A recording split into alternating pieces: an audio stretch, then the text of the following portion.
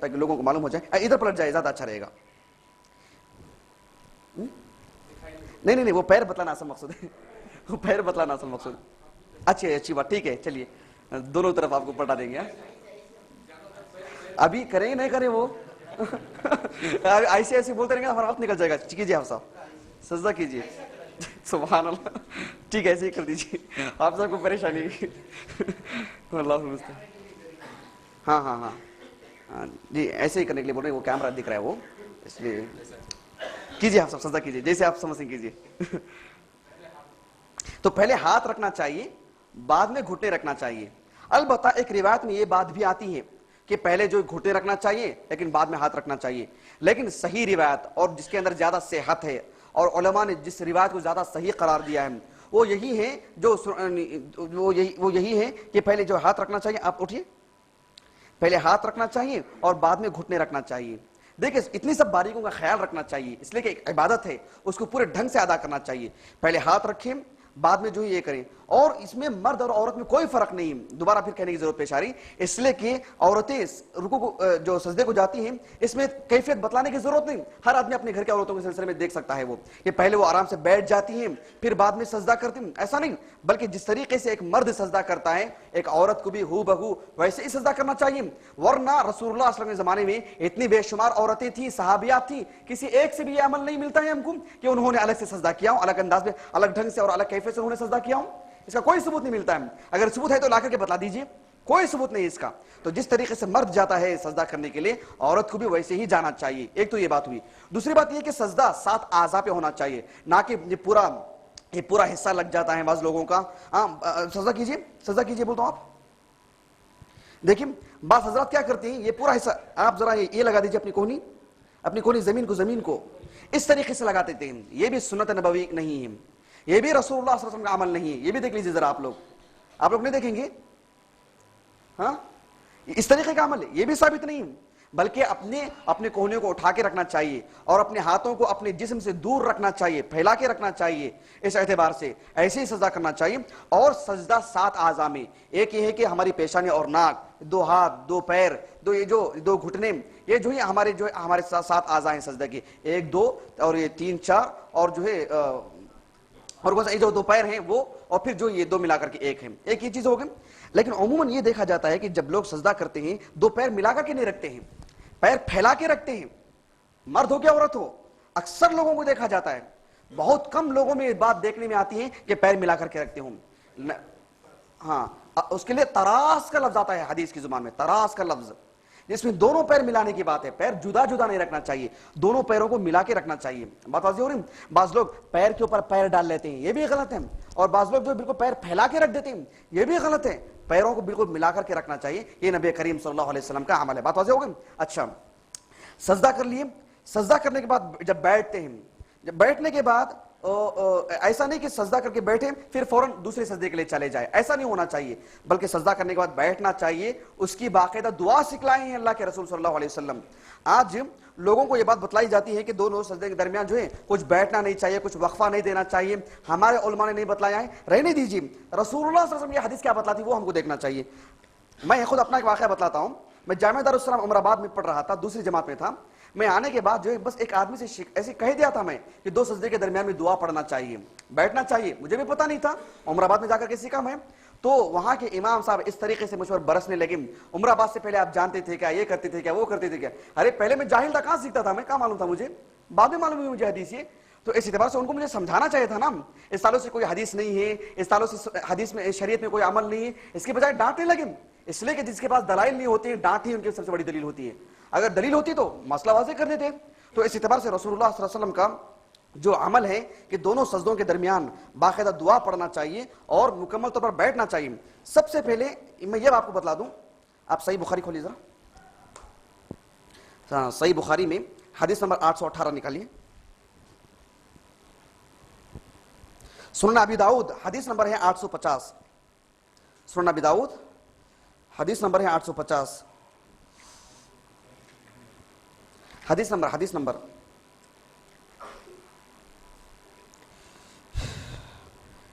امام ابو داؤد رحمہ اللہ انہوں نے کتاب الصلاح میں ایک عنوان قائم کیا ہے. عنوان کیا ہے؟ बाब दुआई बैन सजदतैन, कि दो सजदों के दरमियान दुआ। इमाम अबू दाऊद रहमहुल्लाह उन्होंने उन्वान कायम किया है कि दो सजदों के दरमियान दुआ। और उसमें नबी करीम सल्लल्लाहु अलैहि वसल्लम का वो अमल उन्होंने लिखा कि आप सल्लल्लाहु अलैहि वसल्लम यक़ूलु बैन सजदतैन, कि दो सजदों के दरमियान आप ये दुआ पढ़ा करते थे, अल्लाहुम्मा ग़फ़िरली वरहमनी वआफ़िनी वहदिनी वरज़ुक़नी, ये दुआ पढ़ा करते थे नबी करीम सल्लल्लाहु अलैहि वसल्लम। ये सुनन अबी दाऊद की। इमाम तिरमिज़ी रहमहुल्लाह, हदीस नंबर है 280 पर 4, हदीस नंबर है 280 पर 4। और इमाम तिरमिज़ी रहमहुल्लाह उन्होंने भी उन्वान कायम किया है कि बाबू मा यक़ूलु बैन सजदतैन, कि दो सजदों के दरमियान क्या पढ़ा जाएगा, उन्वान कायम किया इमाम तिरमिज़ी रहमहुल्लाह ने। और उसमें भी वही हदीस लेकर के आए, और उस हदीस को लेकर आने के बाद इमाम तिरमिज़ी रहमहुल्लाह फरमाते हैं वहाकज़ा रुविया अन अली व बिही यक़ूलु शाफ़िई व अहमद व इसहाक़ यरौन हाज़ा जाइज़न फिल मक्तूबती व ततव्वुई। इमाम तिरमिज़ी रहमहुल्लाह फरमाते हैं इमाम शाफी, इमाम अहमद बिन हंबल, इमाम इसाक़ इब्न राहवै और दूसरे अहले इल्म यही समझते थे कि फर्ज नमाज हो कि नफिल नमाज हो, हर किसी में दो सजदों के दरमियान ये दुआ पढ़ना चाहिए, हर किसी में ये दो सजदों के दरमियान दुआ पढ़ना चाहिए। और इमाम बुखारी रहमहुल्लाह उन्होंने किताबुल अज़ान में ये उन्वान कायम किया कि बाबुल मुक्सी बैन सजदतैन, कि दो सजदों के दरमियान थोड़ी देर बैठना चाहिए, और बैठने के बाद क्या दुआ पढ़नी चाहिए, वो दुआ तो अबू दाऊद और तिरमिज़ी मैंने आपको नकल कर दी। और सही बुखारी की हदीस है 818। तो बहरहाल ये चंद मसाइल थे। और भी बड़े अहम मसाइल हैं। मिसाल के तौर पर तशहुद में कैसा बैठना चाहिए, और पहली रकात के बाद दूसरी रकात के लिए जब उठते हैं तो कैसा उठना चाहिए, और उठने के बाद फिर जो है पूरी रकात पढ़ने के बाद जब तशहुद में बैठते हैं तो उसमें कैसा बैठना चाहिए, आखिरी तशहुद में कैसा बैठना चाहिए। फिर जो तशहुद में उंगली जो हिलाने की बात है, इस सिलसिले में तो मैं आपको बता दूं, बस कम से कम एक मसला बता दूं ना, खासकर उंगली से इशारा करने का काफी अहम मसला समझा था। आपको मालूम है अफगानिस्तान में बाकायदा 2-3 लोगों की उंगलियां तोड़ दी गई थी, मालूम है आपको, उंगली से इशारा करने की वजह से। इंशाल्लाह वो उंगली उनकी जन्नत जाने का जरिया बन जाएगी इंशाल्लाह, सुभान अल्लाह। अब देखिए उंगली से इशारा करने की जो बात है उमूमन इसको ऐब समझा जाता है, नमाज में खलल समझा जाता है, और इसके ताल्लुक से क्या कुछ कहा जाता है। अब अल्लाह के रसूल की हदीस इस सिलसिले में क्या है वो आप जरा गौर कीजिए। सुनन अबी दाऊद है, हदीस नंबर है 980 पर 7। सुनन अबी दाऊद हदीस नंबर है 980 पर 7।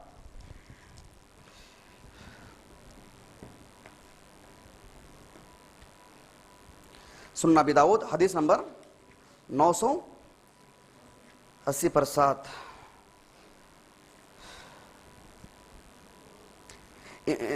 अबू दाऊद रहमहुल्लाह ने उन्वान कायम किया बाबुल इशारती फी तशहुद, कि तशहुद में इशारा करना। आपको लग नहीं रहा है क्या कोई भी अमल जो है हमको वहां से मिल रहा है, खामखा का बदनाम किया जा रहा है, खामखा के इल्जाम लगाए जा रहे हैं? कभी ऐसा एहसास नहीं हो रहा आप लोगों को? जो लोग जो इस अमल से पहले वाकिफ नहीं थे या ये हदीस नहीं सुने थे, आपको ऐसा एहसास नहीं हो रहा है? एहसास होना नहीं हो रहा है आप लोगों को? खामखा का बदनाम किया गया, इल्जाम लगाए गए, ऐसे नहीं लग रहा आप लोगों को? हाँ जी, देखिए इमाम अबू दाऊद रहमहुल्लाह कई हदीसें लेकर के आए, जिसमें हदीस नंबर है 980 पर 7, 980 पर 8, 980 पर 9, और उसके बाद 990 पर 1। ये पूरे हदीसें हैं जिसमें इमाम अबू दाऊद रहमहुल्लाह ने उंगली से इशारा करना, और जो है और वो भी कैसे, शुरू से तहियात में बैठने के साथ ही। ऐसा नहीं कि अशहदु अल्ला इलाहा इल्लल्लाह व अशहदु अन्ना मुहम्मदन अब्दुहु व रसूलुहु, अशहदु अल्ला इलाहा इल्लल्लाह पर उंगली उठाएं और उंगली को नीचे रख दें, वो मुंह मांगे इनाम ले सकता है। खैर ये बड़ी बातें हो जाएंगी, मुंह मांगे इनाम, ये सब पुराना जो है स्टाइल है, चला गया वो। कम से कम उसके लिए जो है ये बात जरूर कह सकते हैं कि वो जो काबिल तारीफ आदमी है, वो जो ये बात साबित कर दे कि वाकई सिर्फ अशहदु अल्ला इल्लल्लाह पर उंगली उठाना चाहिए और उसके बाद नीचे रख देना चाहिए। कोई साबित कर सकता है? दुनिया के पूरे क्या बोलते हैं जो नहीं करने वाले हैं, पूरे इंसान पूरे जिन भी मिल जाए तब भी नहीं साबित कर सकते इस अमल को। एक मनगढ़ंत रिवायत भी लाके नहीं बता सकते कि सिर्फ अशहदु अल्ला इल्लल्लाह पर उठाना चाहिए और उसके बाद नीचे रख देना चाहिए। कोई साबित नहीं कर सकता, है ही नहीं तो कहां से साबित करेंगे? समझ रहे इस बात को? तो शुरू से उंगली हिलाना चाहिए और आखिर तक हिलाते रहना चाहिए। सही मुस्लिम में भी हदीस मौजूद है, और सही मुस्लिम में है 1307, हदीस नंबर है 1307, और 1307 से 1311 तक। यहां पर 1307 से 1311 तक जरा बोल लीजिए। एक आखिरी बात,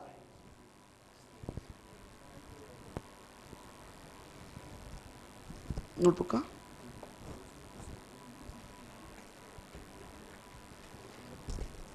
ये बात काबिल गौर है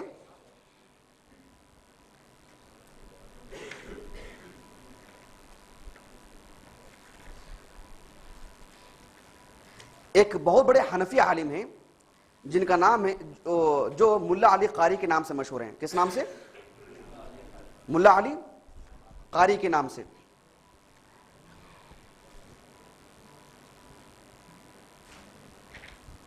ملا علی قاری کے نام سے. اور انہوں نے مشکات شریف نام سنے آپ لوگ؟ اس کی انہوں نے شرح کی ہے جس کا نام ہے مرقات المفاتیح. کیا نام ہے؟ المرقات. کیا نام ہے اس کا؟ المرقات. وہ لگ بھگ ایک میں جہاں تک دیکھا تھا 12 جلدوں میں چھپی ہے. کتنے جلدوں میں؟ 12 جلدوں میں. نہایت افسوس کی بات ہے کہ وہ کتاب فی الحال ہمارے پاس نہیں ہے. اور میں ایک مرتبہ مکتبہ گیا تھا یعنی بہت ساری کتابیں خریدنے کے لیے، تو چند کتابیں خریدا میں. وہ کتاب کی بڑی جستجو تھی، لینے کے لیے بھی جو ہے وہ بالکل ہمیشہ جو ہے وہ اس کی جستجو میں تھا میں. لیکن سبحان اللہ نہایت افسوس کی بات تھی اس دن کہ میرے جیب میں اتنے پیسے نہیں تھے، اور واقعی میرے پاس اتنے پیسے نہیں تھے کہ واقعی میں کتاب خرید سکوں. اگر وہ کتاب مجھے مل جاتی تو کتاب کے حوالے سے میں آپ کو پڑھ کے سنا دیتا کہ امام ملا علی قاری جو ایک بہت بڑے حنفی عالم ہیں اور گجرات کے ہندوستان کے محدث ہیں، وہ آج سے لگ بھگ 250-300 سال پہلے ان کا انتقال ہوا. ملا علی قاری بہت بڑے حنفی عالم ہیں اور ہندوستان کی گجرات کے عالم ہیں، بہت بڑے محدث ہیں. کئی انہوں نے حدیث پر جو ہے مستقل کتابیں لکھی. تو ان کا میں قول آپ کو پڑھ کے سنا رہا ہوں. امام ملا علی قاری رحمہ اللہ جو انگلی سے اشارہ کرنے والی جو بات ہے، امام ابو حنیفہ رحمہ اللہ ان کے ایک شاگرد ہیں امام ابو حنیفہ رحمہ اللہ کے ایک شاگرد ہیں. انہوں نے باقاعدہ انگلی سے اشارہ کرنے کو سنت کہا اور کہا کہ امام ابو حنیفہ کا بھی یہی عمل ہے. امام محمد رحمہ اللہ، یہ بدقسمتی ہے کہ یہ کتابیں ہمارے پاس فی الحال ہمارے پاس نہیں ہیں. انشاءاللہ بہت جلد یہ کتابیں حاصل ہو جائے گی انشاءاللہ. امام محمد رحمہ اللہ کی ایک کتاب ہے المعطا، اس میں انہوں نے ایک تو یہ لکھا کہ اللہ کے رسول کا عمل ہے انگلی سے اشارہ کرنا شروع سے لے کر آخر تک، اور یہ بھی کہا ہے کہ وَبِهِ يَقُولُ ابو حنیفہ، اور امام ابو حنیفہ رحمہ اللہ بھی ایسے کہا کرتے تھے. یہ ہو جانے کے بعد یہ قول نقل کیا ہے امام ملا علی قاری نے.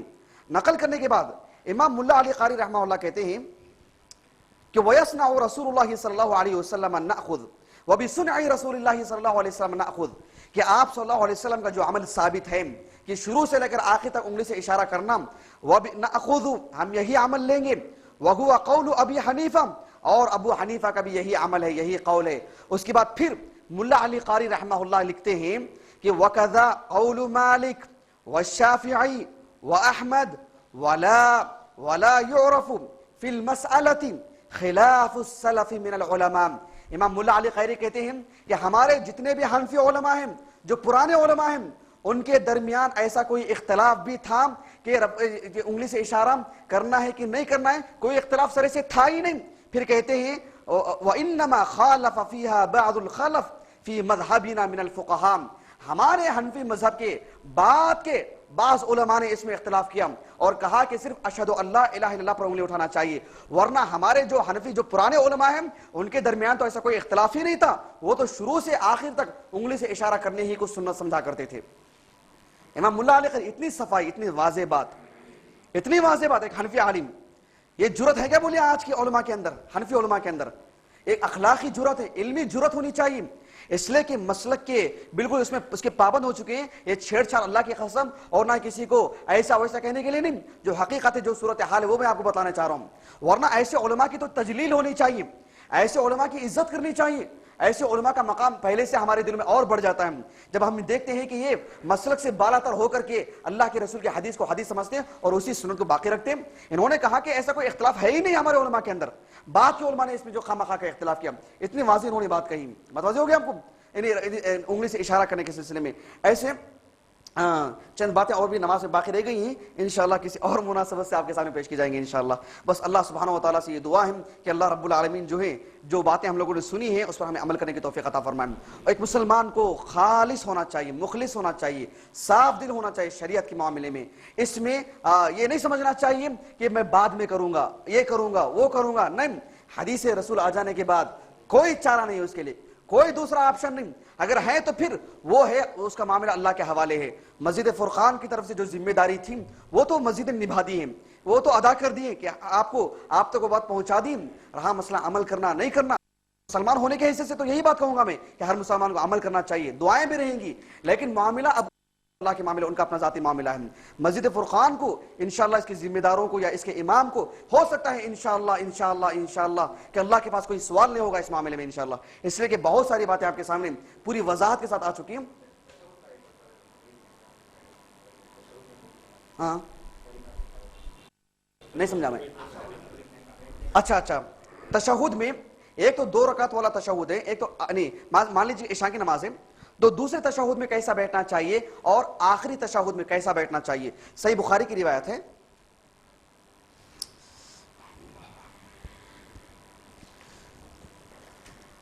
نوٹ بک کہاں ہوں, پہلے سے سب نوٹ کر کے آ گیا تھا میں تاکہ جلدی جلدی کھل لیں کر کے. حدیث نمبر ہے 228 صحیح بخاری کی. ہاں ہاں ذرا تشہد میں بیٹا عبدالحمید. 200 کتنا بولا میں, نہیں کتنا 28, 228 کیا نہیں رہے گا, 228 نہیں رہے گا, نہیں نہیں 828.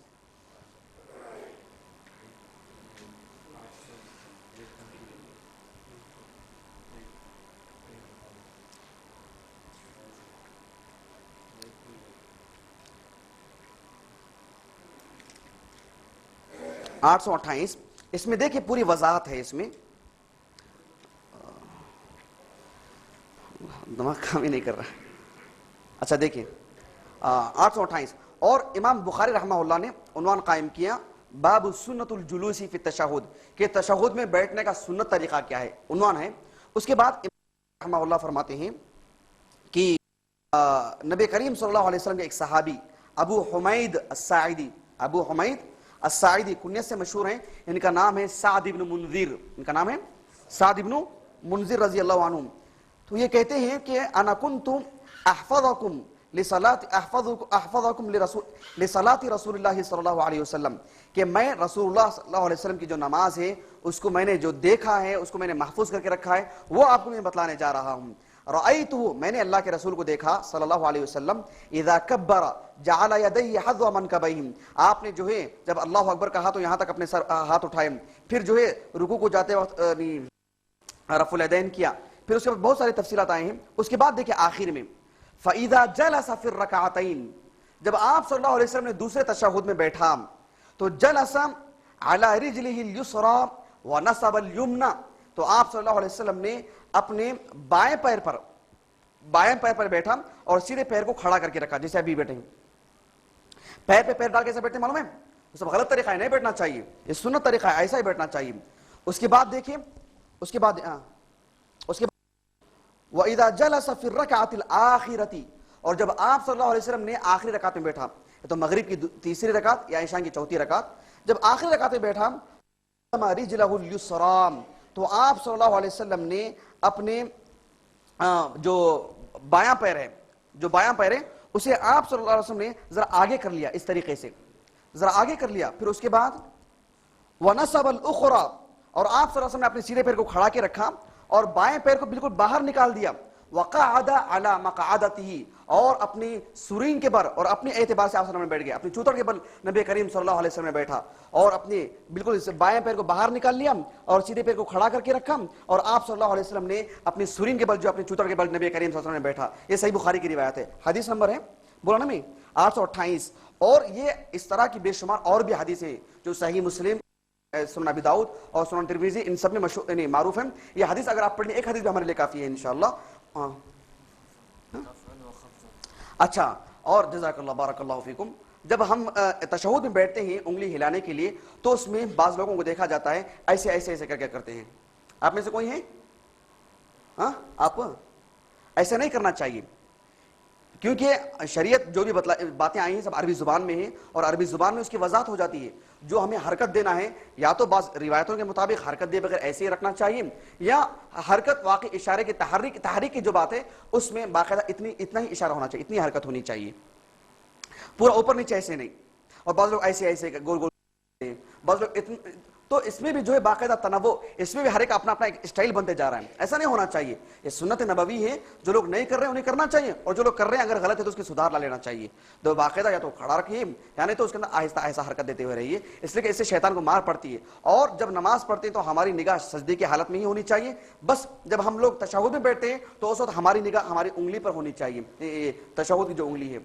متوجہ ہو گیا آپ کو؟ تو تقریباً مسائل جو ہے اللہ کے خاص فضل و کرم سے آپ کے سامنے پیش کیے گئے ہیں. اللہ تعالیٰ جو ہے سب سے پہلے اللہ سبحانہ و تعالیٰ ہی کا شکر ادا کرنا چاہیے کہ اسی نے ہم کو اللہ سبحانہ و تعالیٰ کا تابعدار بنایا اور اللہ رب العالمین کا جو پسندیدہ دین ہے اسے قبول کرنے والا بنایا. اور اللہ رب العالمین نے اتنی عظیم مجلس ہمارے لیے منعقد کی اور ہم سب کو جمع کیا تاکہ اس کا دین سمجھ سکیں. اور سب سے عظیم عبادت اس میں جو کمی پیشی جو قصور ہے اس کی بھرپائی کرنے کے اللہ رب العالمین نے ہمیں تعلیم یعنی ہمیں موقع عطا فرمایا. اور پھر اس کے بعد ہمارے مسجد کے ذمہ داران ہیں ان کا بھی میں تہ دل سے شکر ادا کرتا ہوں کہ وہ دین کی تبلیغ کے لیے دین کو پہنچانے کے لیے کیا کچھ ذرائع اور کیا کچھ وسائل ہو سکتے ہیں سب کی فراوانی کرتے ہیں الحمدللہ. اور اس تعلق سے پوری خوشدلی کے ساتھ اور اپنے ذات کے اعتبار سے اس میں شریک رہتے ہیں. یہ نہایت واقعی جو ہے ان قابل داد بات ہے اور یقیناً ہماری دعاؤں میں ان کا بھی حصہ ہونا چاہیے, ان کی بھی نام آنی چاہیے اور ان کے لیے بھی واقعی ہماری دعائیں ہونی چاہیے. اور پھر اس کے بعد جو ہے میں ہمارے ان ساتھیوں کو یا ہمارے ان دوستوں کو جو مسجد میں کتابیں خریداری کے لیے اپنا جو بھی انہوں نے بھلے ہی 10-20 روپے ہوں 100 روپے ہوں جتنا بھی انہوں نے صرف کیا ہے اور بطور خاص ہمارے جو ہے انہوں نے مجھے نام لینے سے سختی سے منع کیا ہے تو اللہ جزائے خیر دے ان کو. واقعی اگر ہوتے تو میں ان کا جو ہے ان کی پیشانی جو چوم لیتا میں کہ جنہوں نے مسجد کے لیے اپنا جیب ہمیشہ کھلا رکھا اور بہت بڑا سرمایہ دیا ہم لوگوں کو. جو کتابیں ہم لوگ جو سنتے تھے جو آسانی سے حاصل نہیں ہو سکتے تھے اللہ رب العالمین نے ان کی دولت اور ان کی کمائی کے ذریعے اتنی ساری کتابیں جو ہمیں فراہم کر دی. اللہ تعالیٰ ان کی اس دین کو قبول فرمائے, مزید اللہ تعالیٰ انہیں نوازے. اور ان سب کے ساتھ ساتھ جو ہے جو ہمارے پاس موجود ہیں یہ ہوتے ہوئے بھی اس کا اگر ہم فائدہ نہ اٹھائیں یا اس پر عمل نہ کریں تو یہ ساری چیزیں ہمارے لیے وبال جان بن جائیں گی اور پھر ہماری مثال ان ہو جائے گی جو جن کے اوپر کتابیں لاد کے لے جاتے ہیں جو عمل کرنے کے قابل نہیں ہیں. تو اللہ رب العالمین ہمیں جو انسان بنایا ہم اور جو سمجھنے کی جو صلاحیت عطا کی ہے اس میں حق کو قبول کرنا چاہیے اور حق کو قبول کرنے کا جذبہ پیدا کرنا چاہیے. اللہ تعالیٰ ہمیں پسندیدہ مسلمان بنائیں اور اس پر ہمارا خاتمہ ہو. سبحانک اللہم و بحمدک اشہد ان لا الہ الا انت استغفرک و اتوب الیک.